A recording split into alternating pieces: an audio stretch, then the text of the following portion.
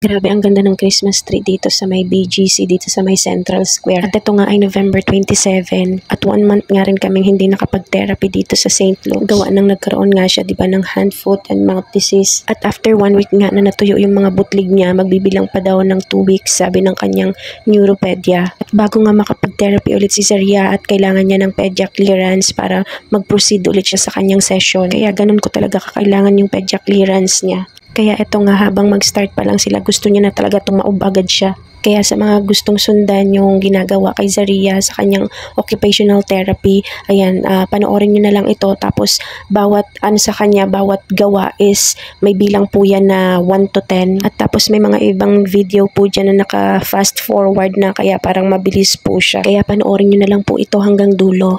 Umpisa pa lang natutuwa na talaga ako dyan kasi hindi talaga siya nag-iyak dyan. Tapos nagmumuryot na lang siya nung itataob na siya kasi medyo ayaw niya talaga nang tinataob siya. At dahil nga sa umpisa pa lang hindi na nag-iyak-iyak si Zaria, napakarami na naman nilang activity na nagawa ni Teacher Gab. Kaya pinagpipray ko talaga na sana ganito lagi para marami silang activity na magawa at para magkaroon ng mabilis na improvement si Zaria. At itong mga video na ina-upload ko po para sa occupational therapy ni Zaria, pwede nyo po yan gayahin, pero be gentle lang po kasi iba-iba rin po yung case ng mga bata. Pero eto, pansamantala lang po yan na habang hindi pa kayo nakakapagpa-therapy, meron na po kayong idea na pwede nyong paggayahan.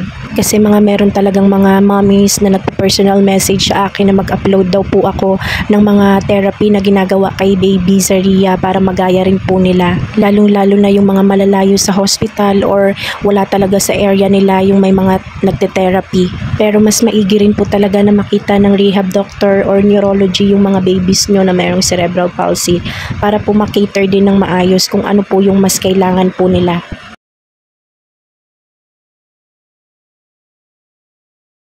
At dito nga pinapatayo siya ni Teacher Gab, pero nilagay ni Teacher Gab yung hita niya para nga hindi mag-cross yung legs niya.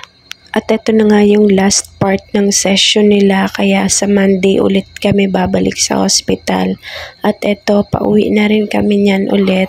Kaya maraming salamat sa mga nanonood sa amin ni Zaria.